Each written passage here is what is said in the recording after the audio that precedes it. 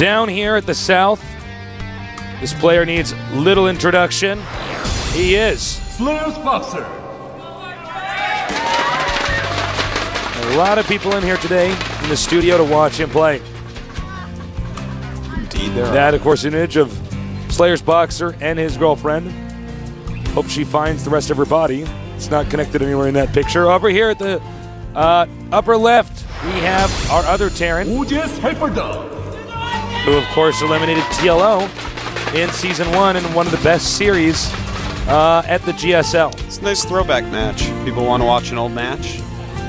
Maybe they missed it. Maybe they're newer StarCraft 2 fans. You know, there's a lot of history in StarCraft 1 and StarCraft 2. Speaking of which, Chobo Peon's book about StarCraft just came out, the StarCraft Bible.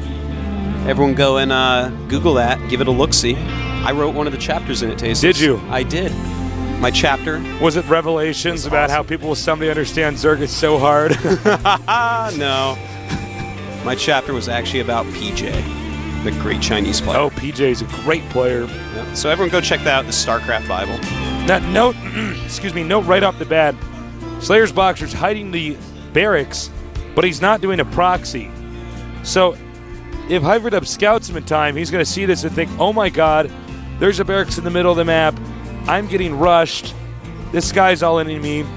And this is a smart move because it's going to cause Hyperdub to overreact to what may be a very standard build here by Slayer's BoxeR.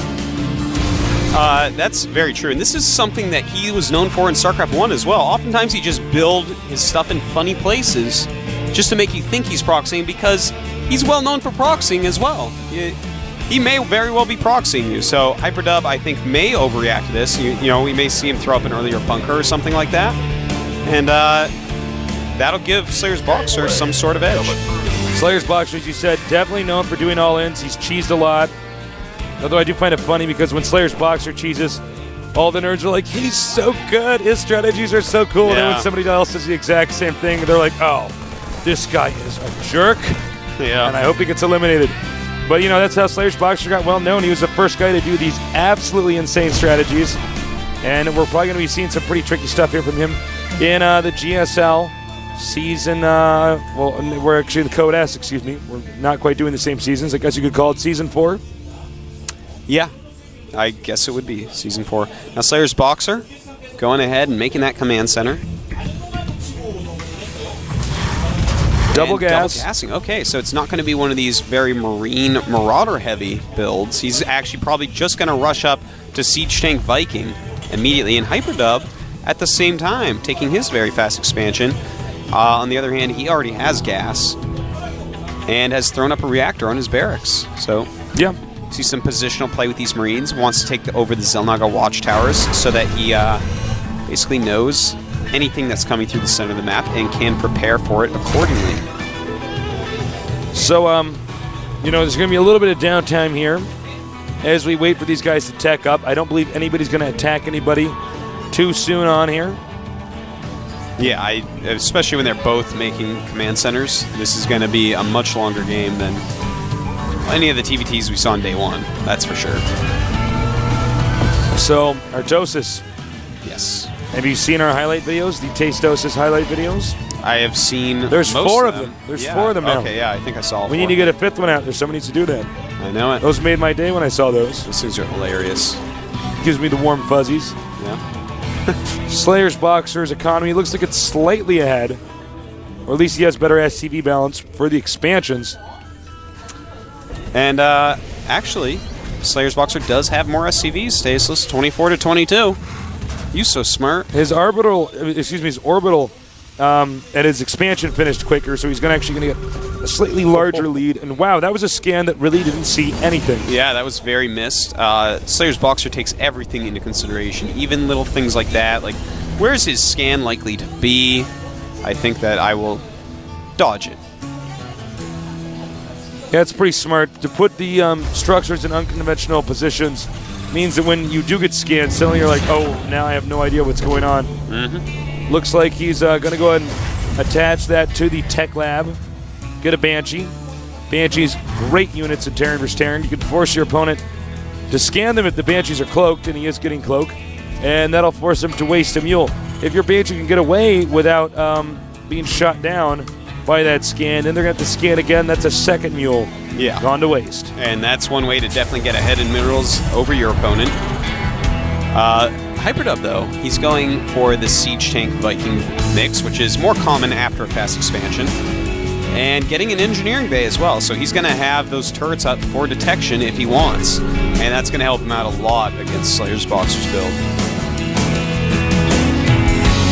So 2 Banshees here. This looks great.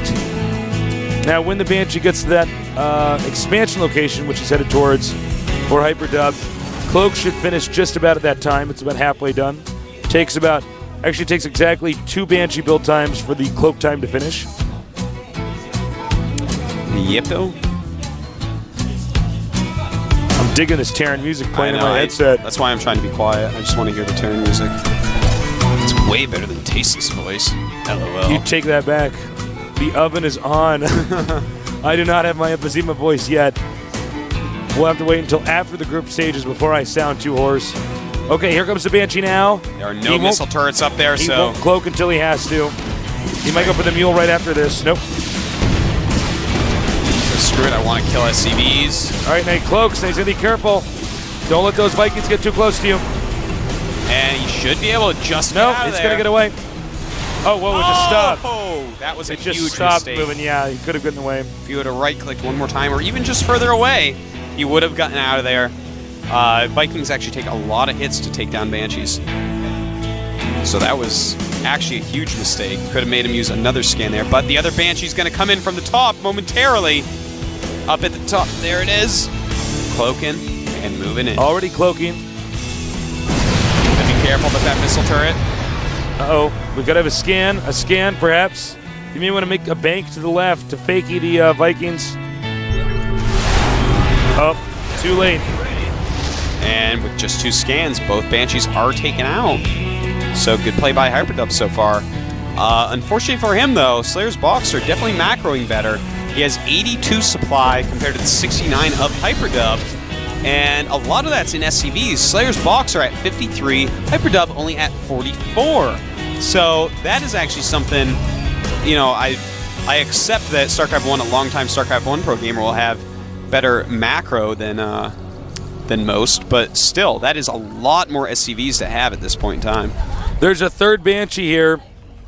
You know that Slayer's BoxeR is just Hyperdub is following the blur, and I don't believe this one's going to get away. Nope. Already had a little bit too much damage on it. So, Slayer's BoxeR's Banshees not doing all that well. No, unfortunately not. Slayer's BoxeR, by the way, has 5 Siege Tanks compared to the 4 of Hyperdub, and also 16 Marines compared to 11 of Hyperdub. So we heard Slayer's BoxeR just sell off his bunker using a salvage function.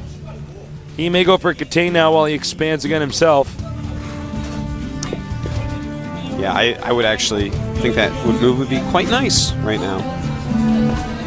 He may set something up in the middle, though, and use the watchtowers to spot for him a little bit, because he doesn't have any flying spotting units. And that can make it a little bit risky, because the Vikings are going to give the air advantage and thus the spotting advantage to Hyperdub. Surprise! These Marines didn't know what hit them. Sad. They were in the tall grass. Hyperdub is moving out. I don't believe his army is the same size. A little bit more Viking heavy than Slayer's BoxeR's Marine tank group.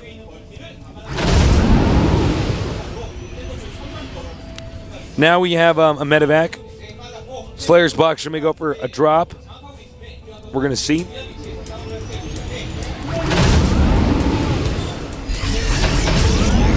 Now, a drop in a moment like this wouldn't be bad. Stim is finished. I believe Slayer's BoxeR already has combat shields. Yeah, you're quite right. Now, Hyperdub is setting up. Slayer's BoxeR, though, his third base, it's already going. And if we take a look at the mini-map, he is starting to place turrets all over the place and just zone the map off. Sensor towers as well. And at the same time, we have 2 drops that are going to cross paths. Start dropping. This is so funny. Oh, Slayer's BoxeR wins this easily. Well, Hyperdub. You are getting really far behind, my friend. Nice control. Is he going to get the second one? Nice. Totally. Whoa, he could just go back home. He already did the damage he needed to do. Right now, 150 supply to 130. So Slayer's BoxeR continues to get ahead, making his 4th base, as you just saw there. Hyperdub, where is your 3rd base? I mean, he is just... I can't even really explain to you how far ahead Slayer's BoxeR is. He's done every single thing better this game. Even though his Banshees did no damage, he's just macroed his butt off. He has zoned the map up a lot with missile turrets and sensor towers. He has that 3rd base, a 4th on the way. Hyperdub just starting his 3rd. Could get intercepted, though. Oh, he scans it. Whoa. That was good instinct there. You can see Hyperdub feels like something should be coming at him now. Slayer's BoxeR. Really playing it like a StarCraft 1 TPT. Now the drop comes. The Vikings don't have time to spot it. The sensor tower won't be able to be put up. And you can see here he stims, gets the Viking, gets another Viking. These Vikings are actually fairly slow. Oh, and Hyperdub once again doesn't cook far enough away. But his Marines will be more than enough to finish off Slayer's BoxeR's little drop. Hyperdub does have 1-1 on his Marines. Meanwhile, Slayer's BoxeR, no upgrades on his. They are on the way, though. More Marines and tanks collect in the center. Slayer's BoxeR definitely with more map control. He's been the aggressive player since the start. That's the Slayer's BoxeR everybody knows. Yes, indeed it is. And Slayer's BoxeR getting ready to push through the center of the map at this point. He is coming in. There he is. Very Looks like nice. he wants to siege the main. He's going to elevator the main. Oh, that's a beautiful move. Sieging up, and this is going to be hard for Hyperdub to do anything against. Getting some high ground siege tanks in there as well. Scans. He's going to take out those siege tanks with ease.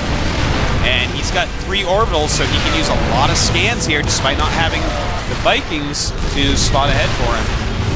And this is hurting Hyperdub so badly. He's losing his production facilities, and this is going to be cost ineffective for Hyperdub to take out this contain. Like, it's going to cost him way more units than it should to actually kill it off. You can see he's trying to drop Marines over here. No dice. Hyperdub, the tension's building up. He knows he's gotten behind in his production. He knows he's going to have to come back. He's out of position. Slayer's BoxeR is hammering away at him. Siege tanks firing in his main. Slayer's BoxeR already re-macroed up his army. Meanwhile, it looks like Slayer's BoxeR, the mini-map at least at the upper right side of the screen, he has taken another expansion. Oh my god, Slayer's BoxeR, we have to look at the top right main now. Please, observer, top right main. Will get Pretty please. That's top left main.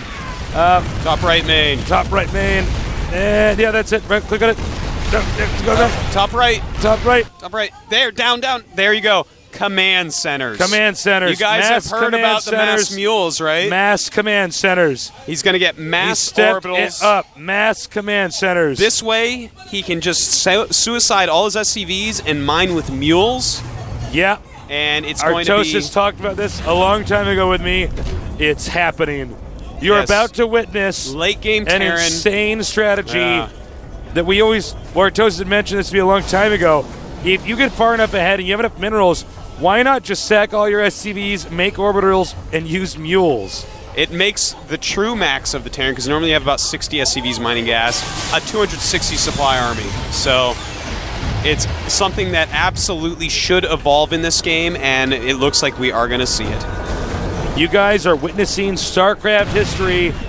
Strategically speaking, Hyperdub crippled enough as it is. Now you can see Slayer's BoxeR going to go for the rocks, tear down the rocks, and come in from the bottom left side. And 7 mules just dropped. 7 mules in the upper right. Up at the top right main. Top right main. Up in the minerals. All those mules. All those mules. And let's... On the income tab, BoxeR has over 3 times the income. My God. Oh my God. Wow. I'm getting chills, Artosis. I know, it's beautiful. And just floating some of the orbitals away to start mining other bases. You can just start mining everything out with mules. Send some SCVs to die. Heck, you can attack with them. It's TVT. They can buffer siege tanks. And at this point in time, I mean, all you really need to do is use most of your SCVs to mine gas. That's right. I am so glad we're seeing something like this. Finally. Now you can see Slayer's BoxeR retracts from this position. He doesn't need to be there anymore. He's going to apply pressure down here to the bottom left side with the planetary fortress and the siege tanks. You see, Hyperdub is getting a decent number of bases now, but Slayer's BoxeR is just mining so many minerals. So many minerals. It's actually insane. He's actually still making orbitals. Oh my god, he's getting more and more orbitals on the map. Realistically, it's just insane. Yeah, he should start suiciding some SCVs. His income is like way above what he needs it to be. Well, you know what's interesting also is from here on out, he could get units he might not even necessarily want to get. Oh, and we have a little drop going on. Slayer's BoxeR just peeling Hyperdub apart. He has 2-2 upgrades now on his Marines and Marauders compared to the 1-1 of Hyperdub.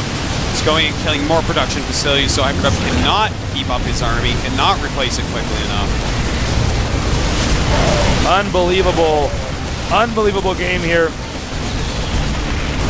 You were right, Artosis, when you told me a while ago about the true max theory, and Slayer's BoxeR is doing it now. Still has too many SCVs on the map, I think. Yeah, I'm sure he could sack this many mules. He's actually like 4K minerals at this point. And all he's doing now is just taking the refineries in his expansion. These expansions are going to be mined out so quickly. Yes, they are. So, and yeah. Slayer's BoxeR just keeps adding factories. Factories, starports. Yep. Now what happens is, even if Hyperdub has good defense, he's just going to be run over. He's going to be overwhelmed. Absolutely. By the sheer number of units coming at him. Beautiful Viking flower there.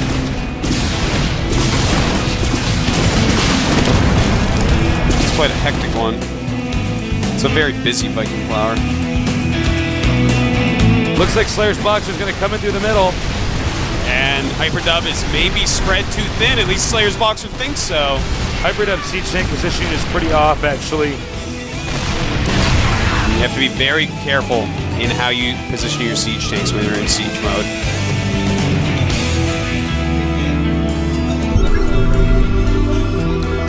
He's scanning, debating if he should go in there. Another orbital or planetary fortress rather on the way. Hyperdub is just slowly getting pushed farther and farther towards the left side of the map. Siege mode up. Stuff blowing up. And the Marauder's going to come up, kill even more siege tanks. Slayer's BoxeR's macro is just off the hook at this point. He's making such a ridiculous amount of siege tanks. But Hyperdub is building some Banshees at least, mostly Vikings.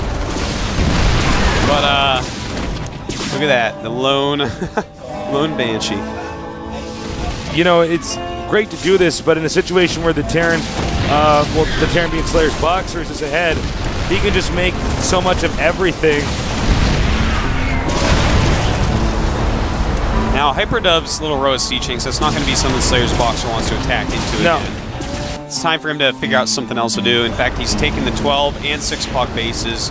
Slayer's BoxeR just consuming the map. Yeah. Now choosing other bases to send his mules down to wreak havoc on their minerals. The mules are just mining up the map so quickly. Slayer's BoxeR. How many minerals does he have? He's up to 6,000 minerals, 3,000 gas. Constantly maxed out. Getting every upgrade right now. Behemoth reactors and stuff that I've never even seen. I think, is he going to go battlecruiser? I believe so, Tasteless. He does have 2 fusion cores. Yeah. He's got to get those upgrades. The weapon refit and the Behemoth reactor. Scans going on. Continuing to check. SCV's coming. It's time to lose SCVs to free up supply. Is he sending SCVs? Yeah, he just sent some. Still has way too many for having that many mules, though. He's actually looking like NTT right now, just command centers and mules all over the place. It's like, no, dude, the mules are better than SCVs. It's okay. Send more SCVs, make more battle cruisers. And he's not actually making BCs, though. He is making a lot of Vikings. Vikings actually outrange BCs and outspeed BCs, so BCs don't really stand a great chance against Vikings. Their SAT scores are better, everything. We're still waiting to see. I was really expecting to see battle cruisers here. I think Slayer's BoxeR wants so badly to make battle cruisers, but he wants even worse to go to the round of 16 in Code S.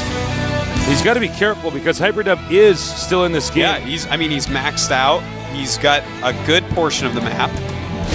And another thing is that Slayer's BoxeR is too sloppy during these games, and he wastes all of his attacks. He's suddenly going to find himself mined out long before that's very right. his opponent. He has to be careful about how he uses his minerals. Another scan here in the main.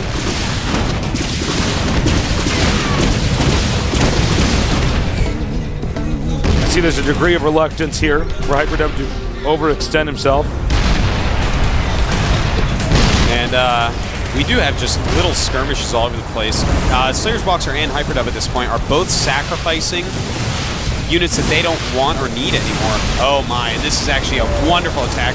Hyperdub's siege tanks are way out of position here. He's got to unsiege summon, bring him back. He's going to put a siege tank over there by those minerals to hit those SCVs. Marauders go ahead and go into the main. They stim. They're going to go for the planetary fortress. Will Hyperdub repair in time? He does not. Beautiful move by Slayer's BoxeR. Siege tanks coming in, but not enough. The Marauders going to be able to take those out relatively easily. He bomb rushes the tanks down here. He's going to go for the command center. Over here. Doesn't have a lot of minerals, but it will be forced to lift. SCVs being shot down left and right. Remember, those SCVs matter a lot more than Slayer's BoxeR. Slayer's BoxeR has mules. Endless mules. He can make it rain. Mules. It's raining mules, Tasteless. It's raining mules, baby. Hallelujah. It's raining mules. And now he can make his own Viking force. Sick Viking force. I think he's about to fly over and kill Hyperdub. Just kill all his Vikings, land your Vikings on top, unsiege, attack move. Because you still have 5k, 3.5k. And nice. No. We actually just missed something that was sick, but Slayer's BoxeR. Actually, in the middle of the map right now, Slayer's BoxeR is dropping mules on the siege tanks. He has so many mules at this point. He's dropping mules so the siege tanks actually take splash damage. Totally awesome. This was the area we just saw the mule drop occur. Oh my god. GG. I know right now, Tasteless, so sick that the forums and Reddit are raging and going crazy, making posts about the mules. The mules, the mules, the mules. I can't believe how sick that was. Slayer's BoxeR gets not an enormous edge, but he was definitely the aggressor. He definitely had him on the ropes. And then says, well, I'm going to show you kids how to do it. Yeah. You want to talk about getting even further ahead? Thank you, Slayer's BoxeR, for not just trying to kill him, but instead getting further ahead and not letting him back into the game. Slayer's BoxeR, there was really almost no way he could lose if he stayed aggressive once he had those 6 additional orbitals up, and I believe he made 3 more to some total 9 something like orbitals. That doesn't count the orbital in his main and his expansion in his third base. So that is, if my math is correct, that is 12 orbitals. I think you might be right there. I think that's a lot of scans to see where your opponent is and scout. That's a lot of mules to mine minerals. That's a lot of mules to drop on siege tanks. It's a lot of command centers to fly around and take bases with. There was so much stuff going on in that game. He had 3 planetary fortresses also, by the way. Yeah. Which, you know what's interesting? He took the planetary fortresses, put them at the expansions that he wasn't really using, made them and just kind of let them occupy that area. Yeah. He wasn't even mining from them yet. He was actually It's an annoying thing to remove for Hyperdub. He has to bring siege tanks over there. Yeah, or a Banshee or something. Yeah, and that it's takes a while. And frankly, when he has that many mules, he's like, I just got to get rid of this money. Yeah. You know? Just giving it away, man. All right, we're going to have a 5-minute break, and I am going to go do some push-ups. You're going to go do some push-ups right push-ups to get this energy out of my system. Wow. Well, do some jumping jacks. I'm going to go to the bathroom. Go to the bathroom? Yeah, because now I don't have to interview in between every commercials. Now I can actually just go to the bathroom when I have like to. Like a normal person. You don't have to cast in a diaper anymore. That's great. Isn't that awesome? So I still do, though. Accidents happen. So we'll be back in just 5 minutes. So don't go anywhere too far. Come back here because we still got more games with Slayers, BoxeR, Hyperdub, The Wind, and Hung and Prime. So we'll be back soon. This is Tastes and Artosis at the GSL.